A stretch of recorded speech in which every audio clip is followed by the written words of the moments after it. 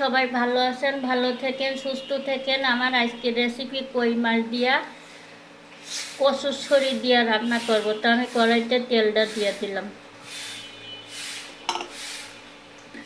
তারপর পেঁয়াজ কাঁচামরিচ কুচি,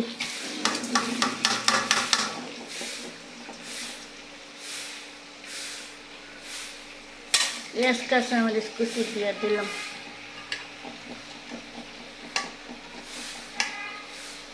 এটা হোক, পেঁয়াজটা লাল লাল হবে, তখন আমি মশলা দেব।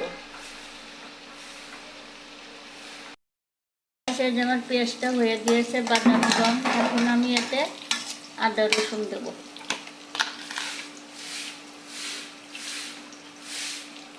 রসুন দিয়ে দিলাম, আদা বাটা রসুন বাটা।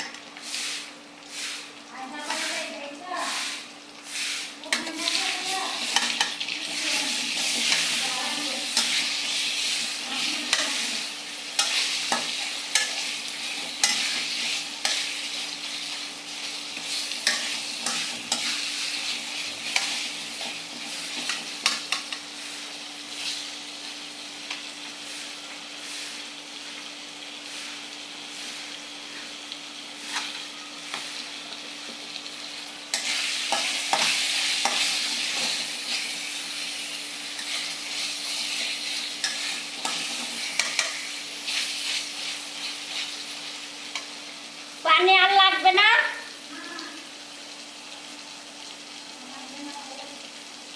আদা রসুন দিতে এবার হলুদ দেব, এই হলুদের গুঁড়া,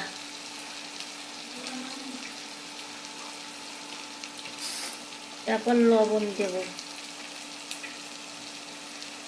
লবণ দিলাম পরিমাণ মতন।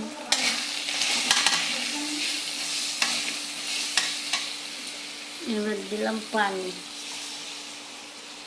দিয়ে ভালো করে কষিয়ে নেব মশলাটা, তাহলে আদা রসুনের গন্ধ থাকবে না।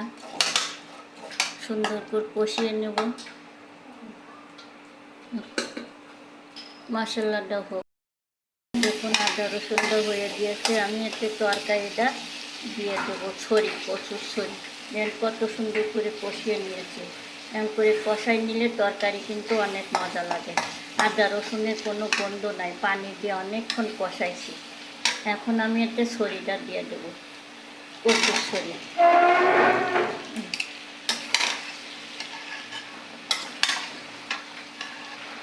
কড়াই নোয়ারে, কারেন্টের চুলায় ভালো হয় না।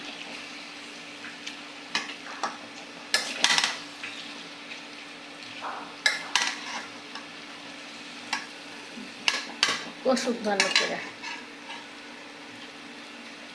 করে কষুক ছড়িটা।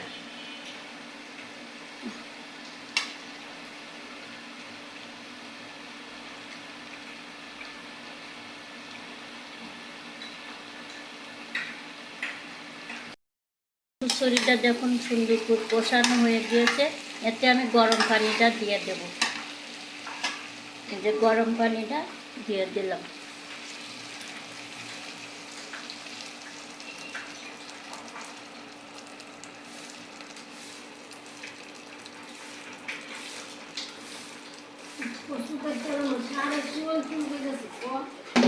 হাতে সাবান দেন নাই, তা শরীর চুলকাবে কে? একটু সাবান দিতেন, ওদিকে হয়ে গেছে।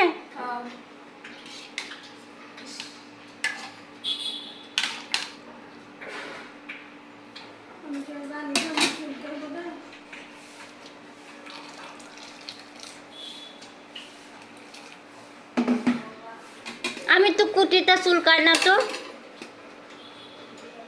ঢাকনা দিয়ে ঢেকে দিলাম। হ্যালো গাইস, এই যে আমার ছড়িটা সিদ্ধ হয়ে গিয়েছে অর্ধেক। আমি এতে কই মাছটা দিয়ে দেব, কই মাছ আর কচুর ছড়ি, এই যে মাছটা দিয়ে দিলাম।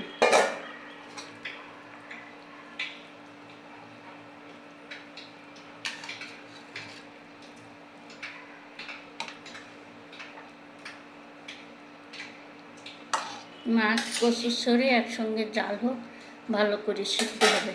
আমি ঢাকনা দিয়ে এখন ঢেকে দেব।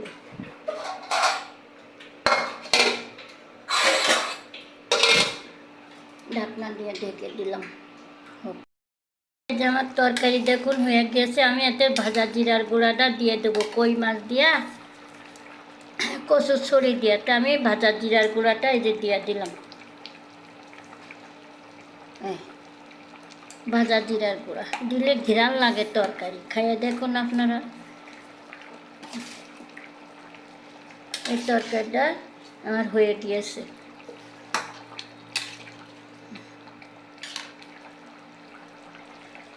আমার রেসিপি যদি আপনাদের কাছে ভালো লেগে থাকে তা আমাকে একটা লাইক, কমেন্ট আর সাবস্ক্রাইব করে দিয়েন। তা সবাই ভালো থাকেন, সুস্থ থাকেন। আমার রেসিপি এই যে কই মাছ আর কচুর ছড়ি, নতুন তরকারি। তা ভালো লেগে থাকে তা আমাকে একটা সাবস্ক্রাইব করে দিয়েন। তা সবাই ভালো থাকেন।